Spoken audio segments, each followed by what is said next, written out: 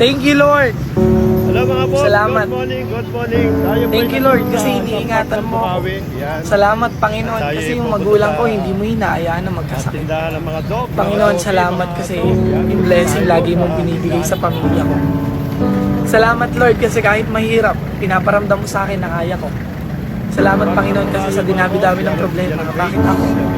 Salamat, Panginoon, kasi kina-challenge mo yung buhay ko. Alam niyo po, ikaw na nanonood, minsan magpasalamat ka sa Panginoon.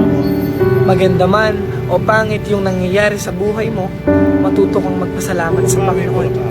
Dahil siya lang naman yung dahilan kung bakit ka matibay, kung bakit ka lumalaban, kung bakit may nakakaharap kang mga problema.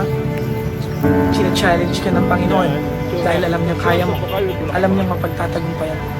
Kaya thank you, Lord. Salamat, Panginoon, kasi makulit man ako, nakakalimutan ko man madalas na manalangin sa'yo. Hindi man ako nakaka-attend ng simbahan para humingi ng patawad sa'yo. Salamat kasi lagi kang nandiyan. Ginagabayan mo yung pamilya ko, binibigyan niyo po ako ng lakas, tinutulungan niyo po akong lumangon. Kaya bago po ako magtapos,